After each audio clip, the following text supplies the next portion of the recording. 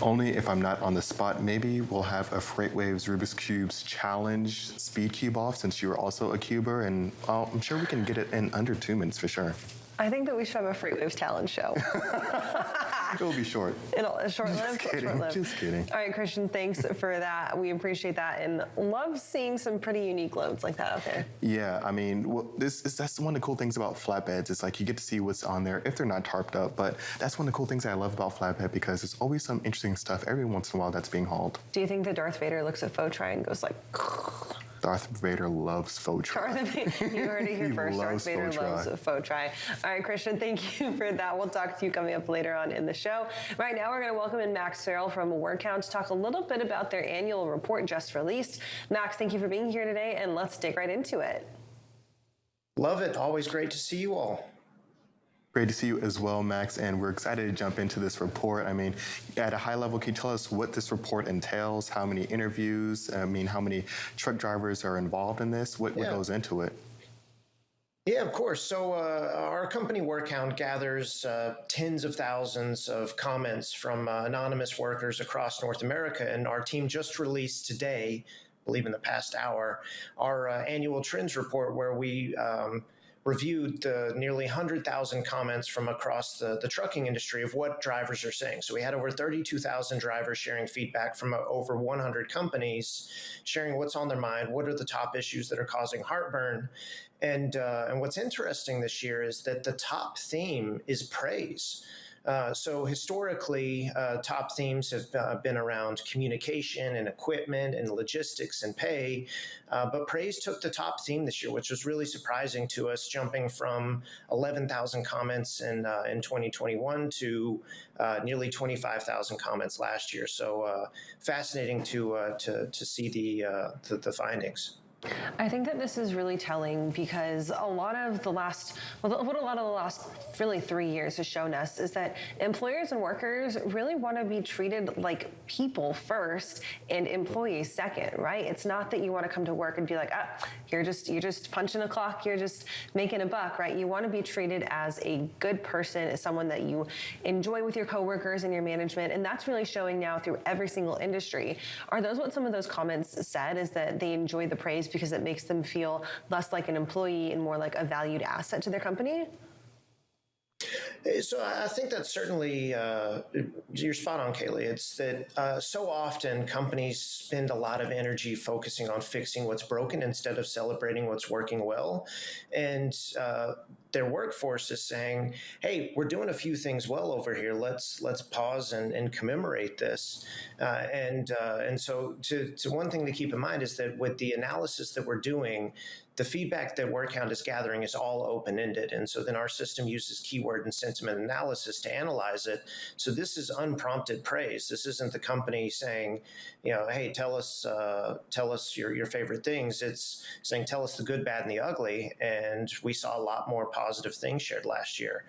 So definitely it's an indicator that companies are doing a few things well, and that drivers want to celebrate the positives. Now, certainly there's plenty of other comments out there of areas to improve, but definitely eye-opening that the positivity is shining through.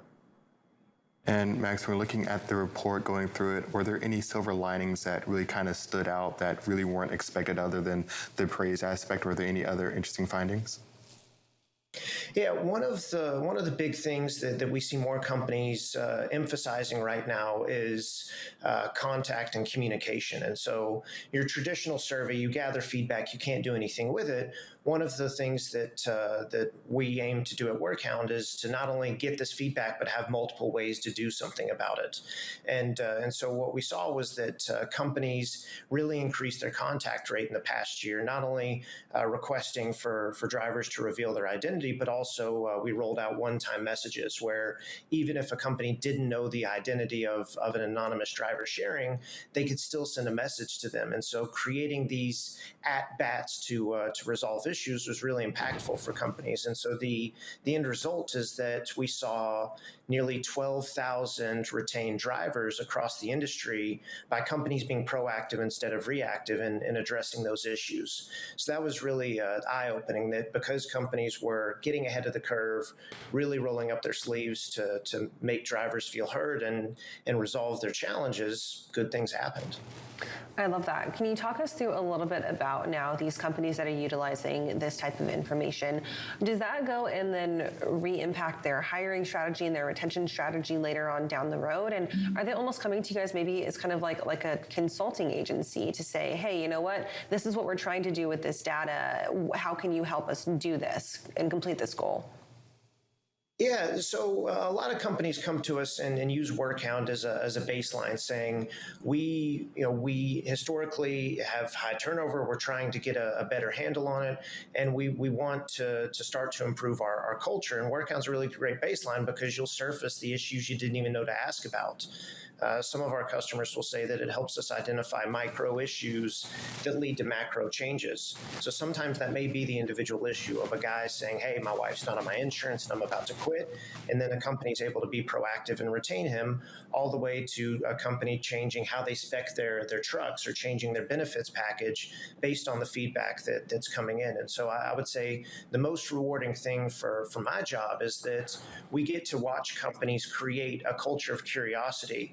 And there's nothing more rewarding than going to see an executive that had their arms crossed when we started working together. That every week in and week out, they're looking at the feedback and trends to see, hey, before we make a decision, what are our drivers saying? And that's the mindset shift that we love to see in this industry to help all of us level up. And when we're looking at the report, were there any kind of, I guess, steps or roads to success for helping with retention, or really how to approach getting back to drivers, or really approaching any kind of issues? Yeah, so the first thing is to close the feedback loop. Because with Workhound you can respond to every single comment, we saw an increasing amount of responses from companies to their drivers. So I believe the response rate was around 75%. So that's great. That means companies are committed to not only gathering this input, but closing the feedback loop and saying, hey, we hear you, we're trying to address this issue, or hey, there's a miscommunication here, let's hop on the phone and talk through this. So I'd say that's one of the biggest things, is that companies are really saying, okay, if we're going to make a commitment to listening to our people, we also want to make a commitment to follow up with them. So far out of these trends reports, we've seen pay be a high one, we've seen praise be a high one. What else do you think is going to come out of some of these trends, or what could you be expecting to be a major sticking point for drivers and companies going forward throughout the rest of this year? Yeah, well, one of the top 3 or 4 themes each year is communication. And when you look at the communication theme, there's about 62% negative comments. So there's certainly plenty of frustrations around communication. But then when you drill down even deeper in communication, about a third of those comments are about people. And when you think about it, drivers rely on a handful of people to make their job function, whether that's their dispatcher or their planner or maintenance. There's so many dependencies for them to do their job. So the moment that they don't have clear information, or they feel like they're not getting work because of a person, that creates a lot of agitation. And then it starts to get really tempting to say, okay, what other job opportunities are out there because I feel ignored? Silence can be a really challenging thing, because in the absence of clear information, people are really good at filling the void with their worst thoughts and fears. Now, Max, one of the things I love about this annual report is of course, I love charts and I love seeing stats, but of course, along with that, it has a lot of feedback from the actual participants of the survey itself. Mm-hmm. If people want to get a part of the survey or want to have the survey themselves to read through it, how can they do that? Yeah, so the report is live on the Workhound website, so just go to workhound.com. You can look at our reports, case studies, all good things like that. And it's really fascinating stuff as far as what the trends are across the industry, and just seeing how things evolve year over year. But again, really surprised to see praise as the top theme this year, but we could all use a little more positivity, so we'll take and roll with it. Awesome, Max. Well, thank you for joining us this morning. Of course, great to have you as always, and we'll talk to you soon. Awesome. Thank you all so much. Have a great day. Right now, we're going to go to another break, but we'll be right back with more for News Now.